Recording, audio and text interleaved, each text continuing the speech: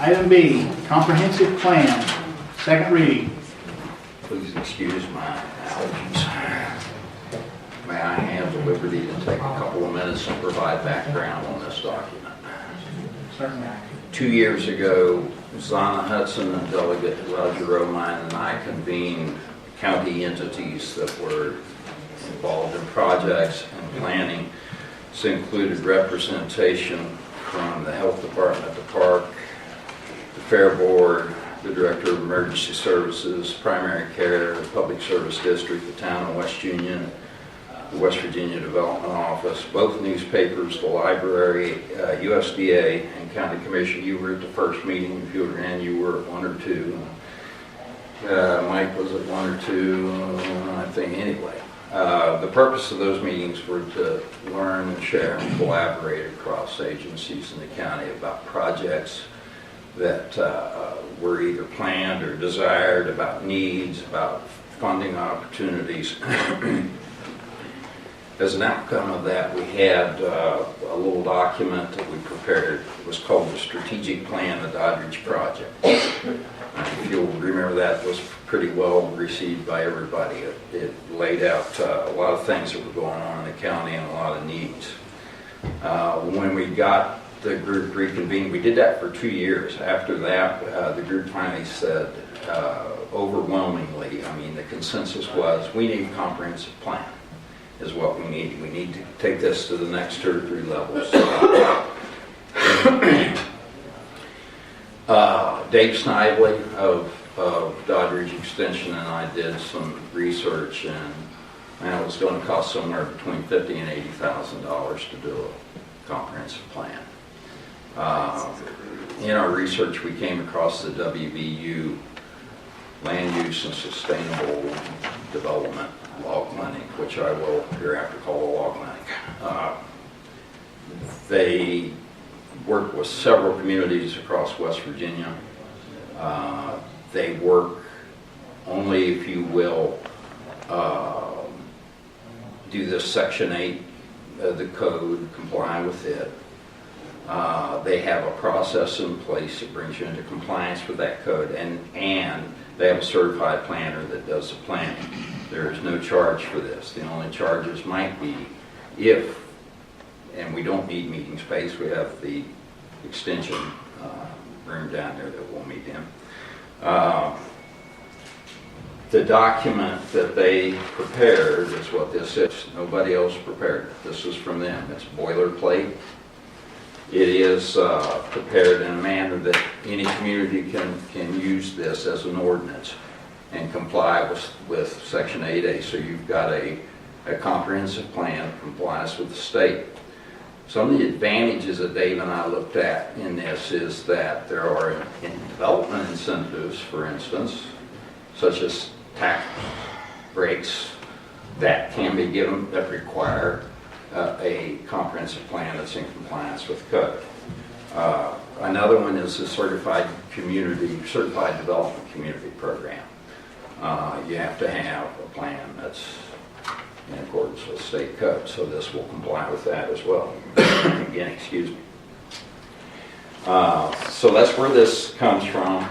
It doesn't mean that everything in these 3 pages is something that's going to happen. This isn't the first planning commission that Doddridge has had. I hope it's not ever the last planning commission, but it's been a long time since we've had a comprehensive plan, and those folks that were involved 2 years ago and then a year ago said, we need this. We've got to have a comprehensive plan. County Commission has expressed a desire to do this, as well as the Town of West Union. I'm going to try to read this. Would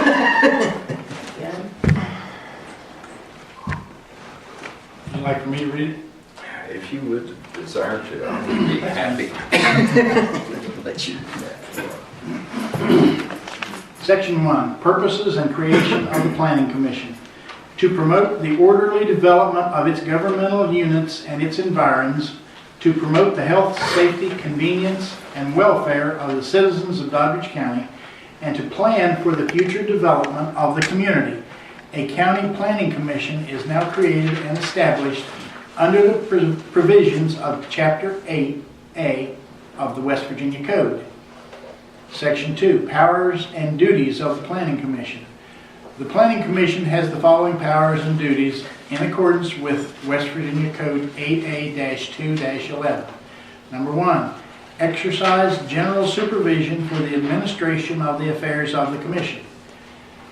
Number 2, prescribe rules and regulations pertaining to administration, investigations, and hearings, provided that the rules and regulations are adopted by the governing body. Number 3, supervise the fiscal affairs and responsibilities of the commission. Number 4, with consent from the governing body, hire employees necessary to carry out the duties and responsibilities of the planning commission, provided that the governing body sets the salaries. Number 5, keep an accurate and complete record of all planning commission proceedings. Number 6, record and file all bonds and contracts. Number 7, take responsibility for the custody and preservation of all papers and documents of the planning commission. Number 8, make recommendations to the appropriate governing body concerning planning. Number 9, make an annual report to the appropriate governing body concerning the operation of the planning commission and the status of planning within its jurisdiction. Number 10, prepare, publish, and distribute reports, ordinances, and other material relating to the activities authorized under this article. Number 11, adopt a seal and certify all official acts. Number 12, invoke any legal, equitable, or special remedy for the enforcement of the provisions of this article or any ordinance, rule, and regulation, or any action taken thereunder. Number 13, prepare and submit an annual budget to the appropriate governing body. Number 14, if necessary, establish advisory committees. Number 15, delegate limited powers to a committee composed of one or more members of the commission. And number 16, contract for special or temporary services and professional counsel with the approval of the governing body.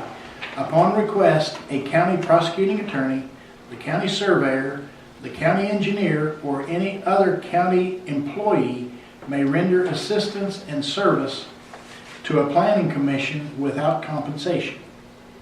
Section 3, composition and organization, qualifications, appointment, and terms of members, filling vacancies. Number 1, composition.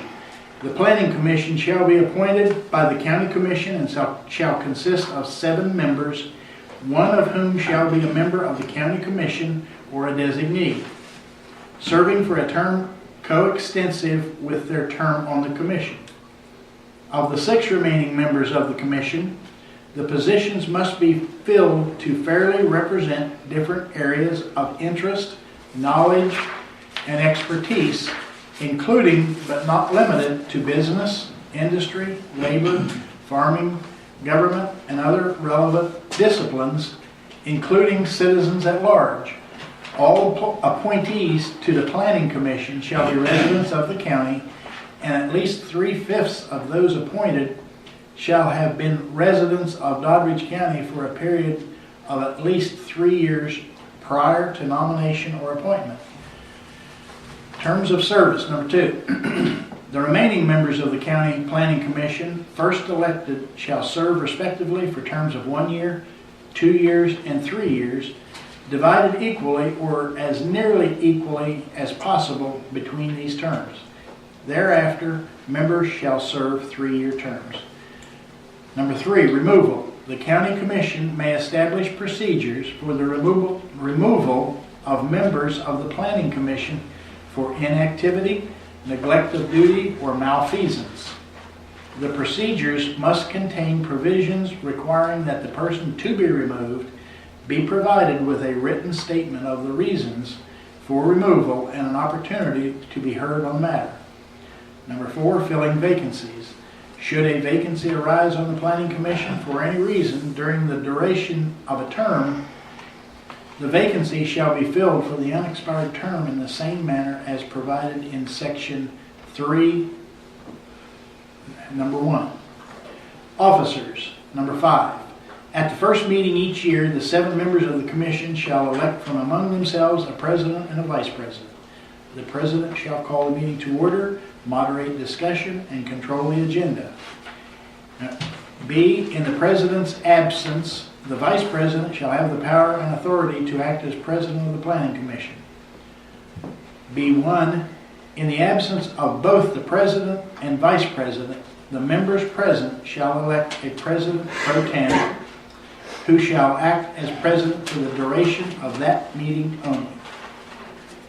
Item C, under number 5, officers, the planning commission shall elect a secretary. The secretary will be responsible for taking minutes of meetings and filing approved minutes of the planning commission with the county clerk. Section 4, compensation and expenses of members. Members of the planning commission shall serve without compensation, but shall be reimbursed for actual expenses reasonably incurred in the performance of their official duties. Section 5, funds. Number 1, Doddridge County shall authorize expenditures reasonably necessary to acquire suitable offices for the holding of meetings and the preservation of plans, maps, documents, and accounts, and B, appropriate money to defray the reasonable expenses of the planning commission. Number 2, under section 5, the commission shall have authority to accept gifts, funds, and donations which will be deposited with the county commission in a special non-reverting planning commission fund to be available for expenditures by the planning commission for the purpose designated by the donor. Section 6, planning commission meetings, quorum.